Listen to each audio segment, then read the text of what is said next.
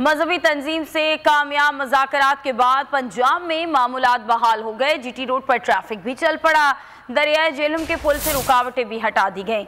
सराय आलमगीर और झेलम के दरमियान ट्रैफिक बहाल हो गया। वजीराबाद और गुजरात के दरमियान चनाब का पुल बदस्तूर बंद है।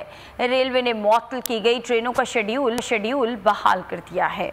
मजहबी तंजीम और हुकूमत में बन गई बात, बहाल हो गए मामूलात, कम हो गई मुश्किलात। जीटी रोड पर ट्रैफिक चल पड़ा। लाहौर और पिंडी के दरमियान दरियाए झेलम के पुल से रुकावटें हटा दी गईं। सराय आलमगीर और झेलम के दरमियान ट्रैफिक बहाल हो गया। वजीराबाद और गुजरात के दरमियान चनाब का पुल बदस्तूर बंद है। अतराफ के सड़कों पर कंटेनर्स की दीवार है, खंदकें भी भरी ना जा सकी। वजीराबाद, गुजरात और गुजरांवाला में इंटरनेट सर्विस अभी भी मुअत्तल है। रेलवे ने मुअत्तल की गई ट्रेनों का शेड्यूल बहाल कर दिया। तमाम ट्रेनें मुतबादिल रास्तों के बजाय मुकर्ररा रूट्स पर सफर करेंगी।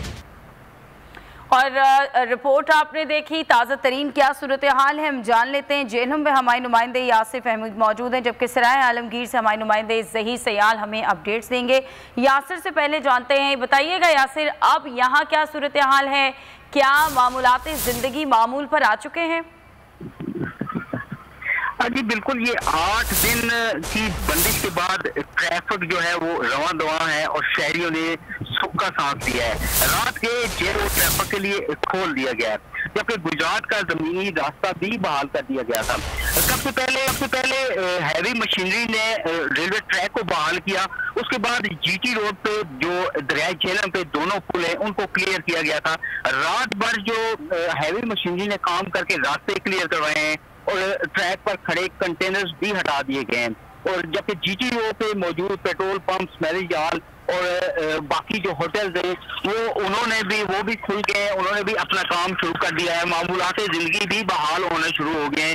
मंडियों की सूरत हाल भी बेहतर होना शुरू हो गई। का काम और शायद दरोज की तरसील का काम पिछले 8 दिनों से रुका हुआ था, वो भी चल पड़ा है।